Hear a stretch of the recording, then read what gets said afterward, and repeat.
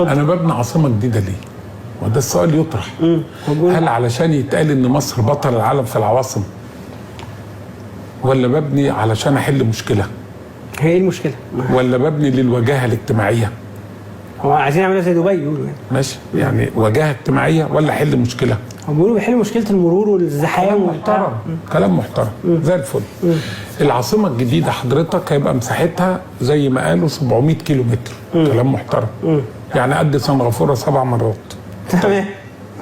ده نمره واحد. قد واشنطن 4 مرات ونص. طيب تبعد 60 كيلو عن القاهره، 60 كيلو عن السويس، 60 كيلو عن العين السخنه. اولا في مجموعه اسئله لابد من طرحها. هل المشروع ده كان مشروع قديم وتم دراسته قبل كده بدراسات الوافيه؟ ولا ده طلع في عقل الدكتور او المهندس مصطفى مدبولي وزير الاسكان فعرضه؟ ودي تبقى النكبه. نمره غير 48 طبعا العب. نمره 3 لو هو ليه طبعا العب. نمره 3 لو هو ليه الدراسات، فين الدراسات؟ احنا ما شفناهاش. اتعملت امتى؟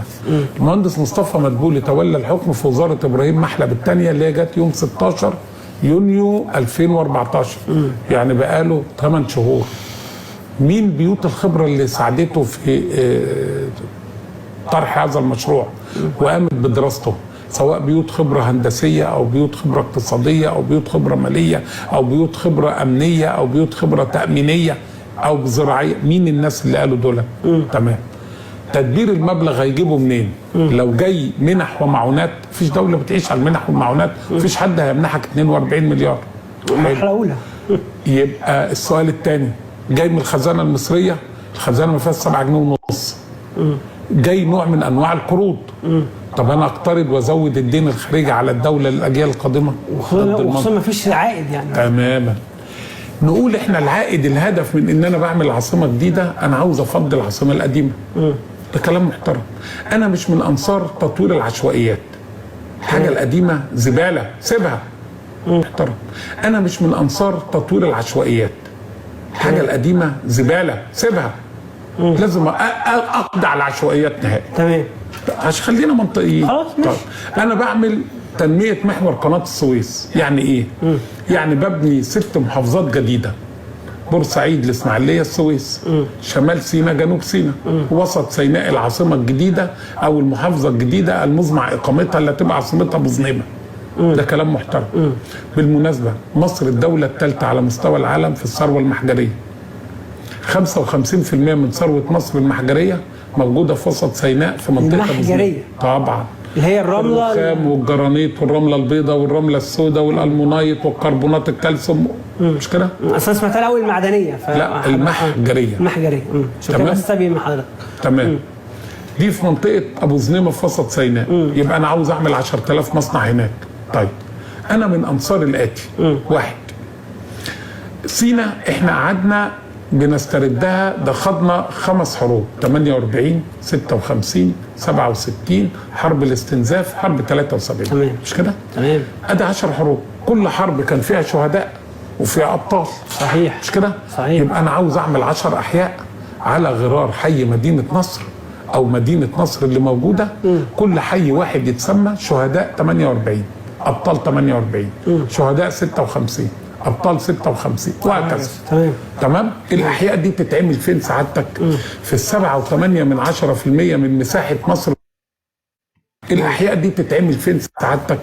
في 7.8% من مساحه مصر اللي هم ال6 محافظات اللي قلت لحضرتك عليهم.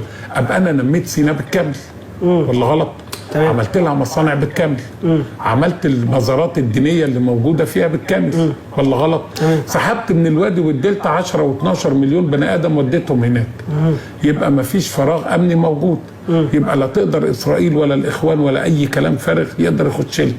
وطبيعه الجبال اللي موجوده فيها هتضفي على المدن الجديده دي نوع ورونق معين من الحياه زي لبنان مثلا. بالظبط كده. تمام كده سعادتك. يعني ماشي مع حضرتك. انا اللي تمام. يبقى انا خرجت كده 10 12 مليون من الوادي والدلتا.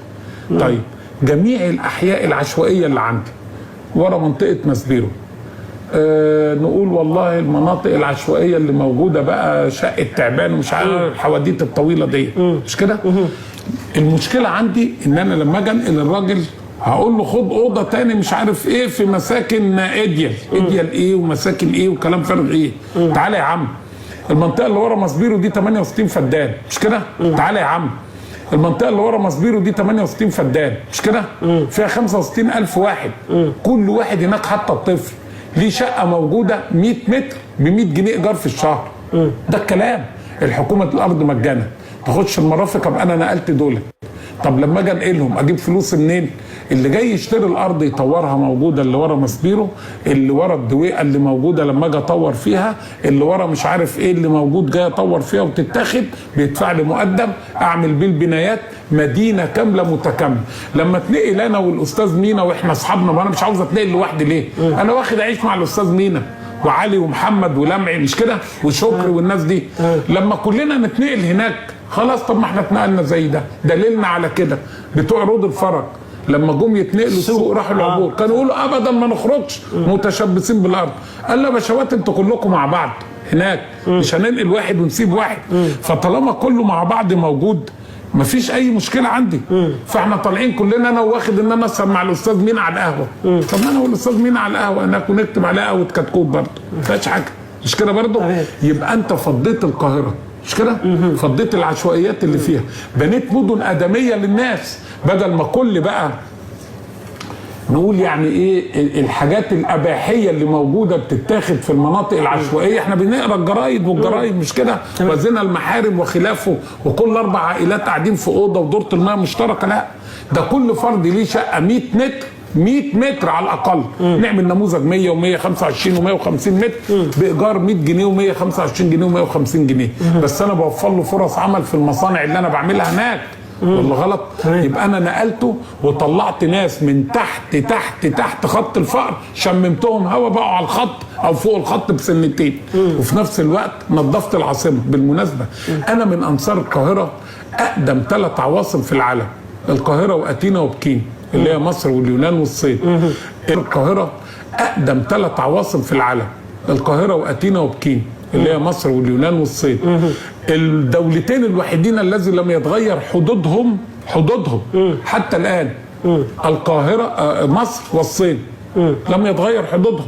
كل دول العالم ال 193 دولة تغير الحدود بالانكماش والاتساع ما عدا مصر اللي هي القاهرة والصين. أنا ما أقدرش أجي في القاهرة والغي العاصمة حتى لو هي جديدة وأقول عاصمة إدارية جديدة، كلام فارغ ضد المنطق، وحاجات أنا ما درستهاش وحاجات أقدر أعملها وأنمي. يعني حضرتك ضد العاصمة الإدارية الجديدة؟ طبعا ده كلام لم يدرس، ده كلام هو دي بقى الإدارة الريفية اللي هو الكلام العشوائي طلع في ذهن وزير الإسكان حاجة مشروع عرضه يقولوا تمام. يا عم تمام ايه الله يكرمك؟ انت محتاج حوار مجتمعي، محتاج ان انا اشوف الفلوس هتيجي منين. هل الفلوس دي نوع من انواع القروض اللي موجوده على الدوله هيحمل على الاجيال القادمه؟ طب انا النهارده ما انا بنمي محور قناه السويس وعاوز لي 10 12 مليون ارميهم هناك، اجيبهم منين ان شاء الله؟ طب ما انا اجيب الناس العشوائيات اللي هنا، ما انا اجيب اطفال الشوارع ال6 مليون واحد احطهم في حلايب وشلاتين وفي شرق العوينات وفي النوبه وفي وسط سيناء وفي منطقه سيوه، مش كده؟ انا النهارده عندي مشكله في شوكه في ظهر مصر. كل ما يجي يتكلم الغرب يقول لك النوبه وحقوق الاقليات، مش كده؟ وسينا وحقوق الاقليات اللي فيها. طب يا عم انا هدخل على النوبه 3 مليون مواطن موجودين من اطفال الشوارع والناس اللي عايشين في القبور، مش كده برضه؟ بعد 3 سنين مش الناس دي اتجوزوا من بعض؟ مش كلوا وتاجروا مع بعض؟ مش سرقوا مع بعض؟ مش كده برضه؟ وقعدوا على القهوه مع بعضيهم؟ ينفع واحد فيهم يقول انا نوبي وده مش نوبي؟ ده بقوا شكل بعض كلهم. ولا غلط؟ يبقى انت عندك مشكله الذوبان لان وجود اقليات عندي ما فيش. نفس الكلام اعمله في مرسى مطروح، نفس الكلام اعمله في سينا، ابقى انا حليت المشكله. ما نقولش عرب سينا بعد 3 4 سنين الناس دي تجرت مع بعض وحششوا مع بعض وسرقوا سوا وعملوا كل البلاوي، مش كده؟ بقوا شكل بعض. تمام. ما بقتش تعرف لمعي من صلاح من محمد من علي، مش كده؟ هو ده الكلام. ولازم ابقى عامل دي خطه امن قومي ابقى اعملها موجوده للناس كلها.